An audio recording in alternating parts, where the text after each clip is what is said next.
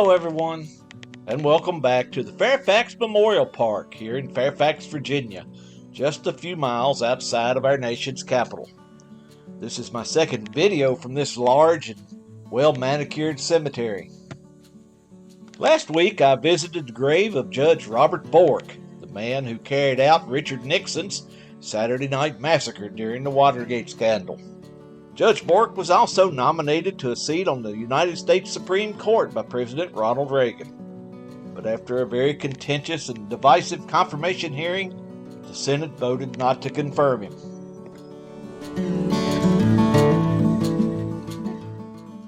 This week, I've made my way across the cemetery to the Garden of the Crucifix, where I'm going to be visiting the final resting place of a man who was a colleague of Judge Bork on the United States District Court of Appeals for the D.C. Circuit. He was also an Associate Justice on the United States Supreme Court for almost 30 years.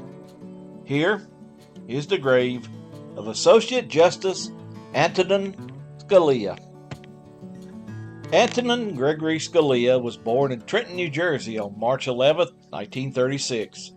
His father was a professor at Brooklyn College, and his mother an elementary school teacher. In 1938, the family moved to Elmhurst, Queens, where young Antonin proved to be an excellent student and obtained a full scholarship to Xavier High School, a military school in Manhattan, where he graduated first in his class. He was also active in the Boy Scouts and was part of the Scouts National Honor Society, the Order of the Arrow. Teachers, classmates, and fellow students described him as a brilliant student, head and shoulders above everyone else. After high school, he enrolled in Georgetown University, where he majored in history.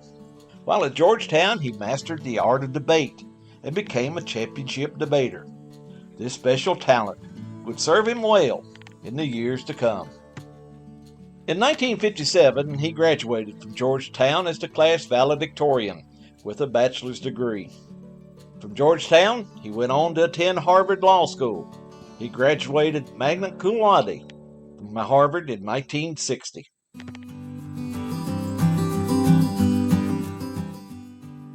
In 1961, he began his law career by joining the Jones Day Law Firm in Cleveland, Ohio. He worked for Jones Day until 1967, when he left to become a professor at the University of Virginia School of Law. He spent 4 years at Charlottesville before being tapped by President Richard Nixon to become general counsel of the Office of Telecommunications, where he developed a policy that addressed the growth of cable television. Just a couple of weeks before President Nixon resigned the presidency, he nominated Scalia to be Assistant Attorney General for the Office of Legal Counsel. Following Nixon's resignation, President Gerald Ford continued with the nomination, and he was confirmed by the Senate on August 22, 1974. In the months following Nixon's resignation, President Ford found himself at odds with Congress over his exertion of executive privilege. Scalia testified a number of times before Congress defending Ford's right to invoke executive privilege.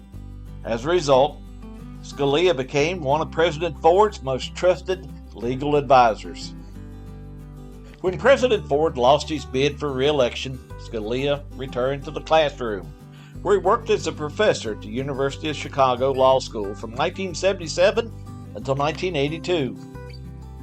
When Ronald Reagan was elected president, Scalia vied for a position in the new administration. Instead, he was offered a seat on the United States Circuit Court of Appeals for the 7th Circuit based out of Chicago. But he declined the position, but he did express an interest in a seat on the Circuit Court of Appeals for the D.C. Circuit. In 1982, Ronald Reagan, indeed, nominated Antonin Scalia for a seat on the D.C. Circuit. He was confirmed by the Senate and was sworn in on August 17, 1982. During his time on the D.C. Circuit, those in the Reagan administration, including President Reagan himself, were highly impressed with Scalia's rulings and opinions. He soon made a short list of people to be considered should a vacancy occur on the United States Supreme Court. In 1986, Chief Justice Warren Burger announced his intent to retire. Reagan decided to nominate Associate Justice William Rehnquist to become Chief Justice. Rehnquist was approved as Chief Justice, which required Reagan to nominate someone to fill his seat on the High Court. Attorney General Ed Meese advised Reagan to seriously consider only two people, Robert Bork and Antonin Scalia, both judges on the Court of Appeals for the D.C. Circuit. Reagan felt Bork's involvement in Nixon's Saturday Night Massacre might be a problem during the Senate confirmation. Plus, Scalia was 9 years younger than Bork, making it likely that he would serve a longer term on the High Court. Reagan chose Scalia, and absolutely no one opposed Judge Scalia's nomination, and he was confirmed by a vote of 98-0. He took his seat on the High Court on September 26, 1986. Justice Scalia believed in a strict interpretation of the Constitution. In several of his opinions from the bench, he made it clear that the Constitution drew clear and separate lines between the legislative, executive, and judicial branches of government. In his opinion, all three branches held equal but separate power, and no branch should be allowed to infringe on the powers granted to another branch. Justice Scalia was recognized as one of the court's more conservative justices. In one of his more notable opinions, Justice Scalia wrote that there was no constitutional right to abortion, and those who desire to legalize abortion should work through the legislative process to legalize it. Justice Scalia was also one of the more active judges on the High Court.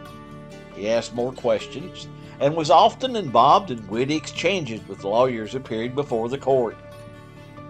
He was also well liked by his fellow justices. Even though they often found themselves on opposite sides of issues, Justice Scalia enjoyed a close friendship with some of the court's more liberal justices. He was especially close with Justice Ruth Bader Ginsburg. The two could often be found attending social events throughout the Washington, D.C. area. He once said that Justice Ginsburg was his closest friend on the court, and for years the Scalias and Ginsburg families enjoyed dinner together every New Year's Eve. When Justice Elena Kagan came to the court, Justice Scalia befriended her. As an avid hunter, Justice Scalia taught Justice Kagan how to hunt, and the two could often be found hunting duck, deer, and antelope together.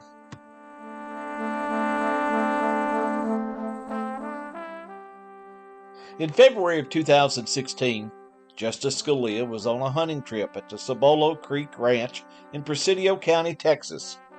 On the morning of February 13, 2016, John Poindexter, the ranch owner, discovered Justice Scalia's body in his room at the ranch. It was determined that he had passed away from natural causes sometime during the night. Justice Antonin Scalia was 79 years old. Following his death, people from both sides of the political aisle united to pay tribute to Justice Scalia. NBC News called him a larger-than-life judicial figure. President Barack Obama called him one of the towering legal figures of our time. And President George W. Bush described him as a brilliant jurist and a great American. George Mason University renamed their law school the Antonin Scalia School of Law. And in 2018, President Donald Trump awarded Justice Scalia the Presidential Medal of Freedom.